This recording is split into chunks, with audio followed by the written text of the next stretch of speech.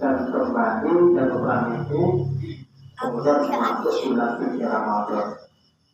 Rasul menyampaikan kita sudah kembali dari perang yang kecil menuju perang yang besar. Perang adalah begitu besar, itu yang termasuk perang kecil dibandingkan dengan perang melawan hawa nafsu. Di puasa itu perang melawan hawa nafsu. Mengapa hawa nafsu itu dianggap masalah yang besar? Karena bila hawa nafsu itu tidak ditundukkan, hawa nafsu itu diperturutkan, maka yang terjadi adalah hanya kehancuran.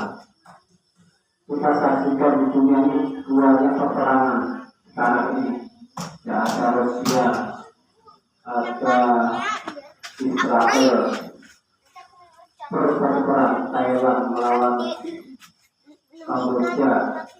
Itu semua dipicu oleh nafsu keserakahan. Karena nafsu menimbulkan berbagai macam bencana alam akibat tanah longsor, karena hutan gunung, itu juga karena nafsu keserakahan. Jadi dampak dari nafsu yang tidak terkendali akibatnya adalah murtad yang sangat dahsyat. Maka puasa ini adalah perang melawan hawa nafsu. Ketika Rasulullah kembali, di saat Rasulullah itu awal-awal menyiarkan Islam di Mekah, itu kemudian ditolak oleh penduduknya kaum musyrikin, kemudian diusir sehingga Rasulullah hijrah ke Madinah. Ketika di Madinah umat Islam sudah kuat, Rasulullah kembali ke Mekah. Kembali ke Mekah karena Islam sudah kuat di Madinah. Rasulullah kembali ke Mekah mengunjungi Ka'bah, kemudian menguasai Ka'bah kembali, yang selama ini Ka'bah dikuasai oleh kaum musyrikin. Itu dinamakan Fathul Makkah, pembukaan Makkah atau kemenangan Makkah setelah umat Islam kembali ke Mekah. Ketika kembali ke Mekah, kembali ke Ka'bah, itu Rasulullah jumpai di sekitar Ka'bah itu banyak berhala. Karena saat itu Ka'bah dikuasai oleh kaum kafir yang menyembah berhala. Jumlahnya berhala, sebagian riwayat menyatakan ada 360 berhala mengelilingi Ka'bah. Karena masing-masing suku membuat berhala masing-masing. Berhala itu yang mereka tuhankan oleh orang kafir. Jumlahnya ada 3 berhala. Kemudian Rasulullah ketika kembali ke Makkah, berhala-berhala itu kemudian disumbangkan, dihancurkan. Jadi di sekeliling Ka'bah ada 360 berhala. Berhala itu adalah sesembahan orang-orang kafir. Di tengah-tengahnya ada Ka'bah. Rasulullah Allah SWT ini sudah dikembalikan ke dalam diri kita. Ini ada pendidikan.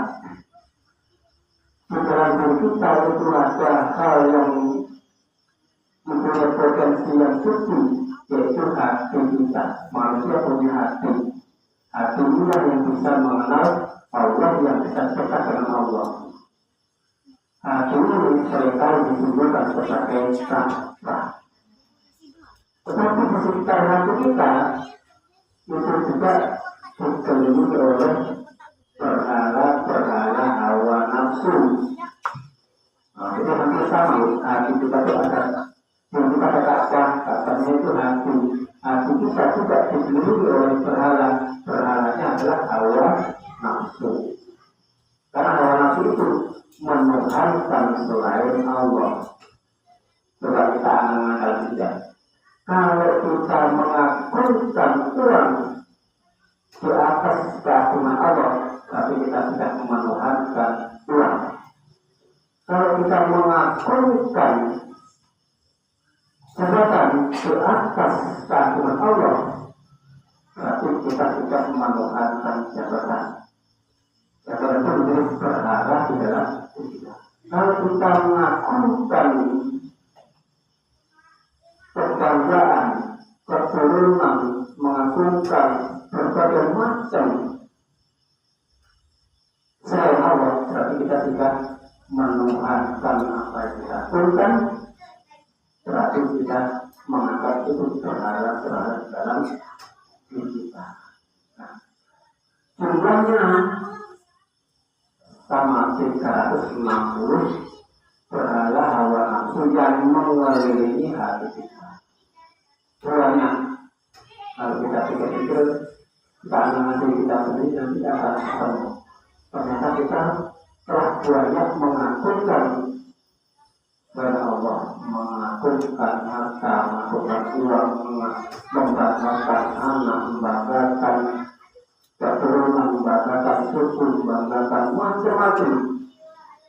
Tanpa sadar kita telah menuhankan itu, mengagungkan itu di atas keagungan Allah. Nah ini harus kita ikut melalui puasa di bulan Ramadan. Jumlahnya sama kayak berhala kita yang dihadirkan Rasulullah. 360 berhala hawa nafsu yang mengelilingi hati kita.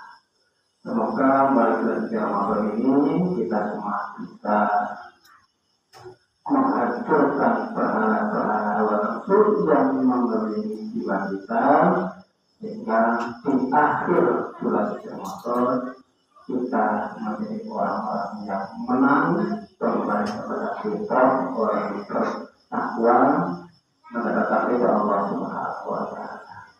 Sebab itu yang harus kami sampaikan, kurang lebihnya maaf. Wassalamualaikum warahmatullahi wabarakatuh.